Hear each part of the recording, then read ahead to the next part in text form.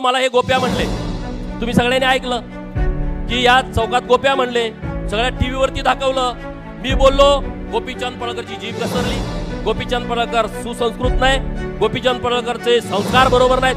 ठीक आहे, तुम्ही माझ्यावरती बोलला. अरे मी पण लोकांना निवडून आलोय ना, 3 लाख लोकांचं नेतृत्व मी करतोय ना.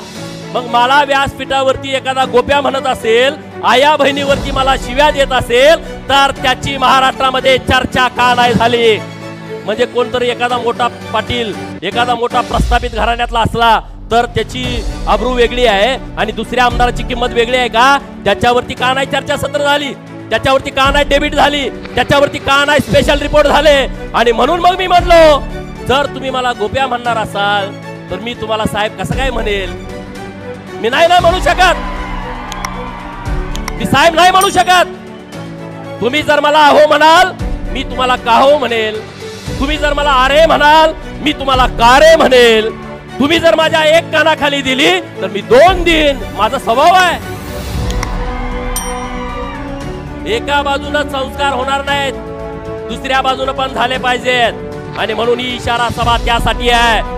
तुम्ही जर भारतीय जनता पार्टीच्या नेतृत्वावरती जर टीका टिप्पणी खालच्या लेवलला गेली तर त्याच्या दुप्पट खाली जाऊन मी तुमच्यावरती टीका टिप्पणी करेल. मग ते संस्कार बिंस्कार मला काही गरज नाही, मला त्या संस्कृतीचं काही देणं घेणं नाही. तुमचे महाराष्ट्राची तुम्ही काय काय ठेकेदार आहे का रे महाराष्ट्राचे?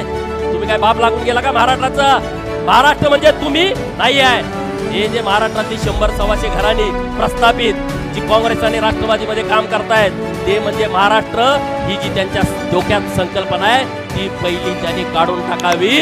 महाराष्ट्र म्हणजे 18 पगड जाती आहेत, महाराष्ट्र म्हणजे 12 बलुतेदार आहे, महाराष्ट्र म्हणजे 346 ओबीसीच्या जाती आहेत, महाराष्ट्र म्हणजे मागासवर्गीय समाज आहे, महाराष्ट्र म्हणजे आदिवासीच्या 43 मुख्य जाती आहेत आणि 185 उपजमाती आहेत. महाराष्ट्र म्हणजे गरीब मराठा आहे, महाराष्ट्र म्हणजे ब्राह्मण आहे, महाराष्ट्र म्हणजे जैन आहे. असा विशाल महाराष्ट्र आहे. तो कुठल्या 100-50 घरांमध्ये वाटून घेतलेला महाराष्ट्र नाही.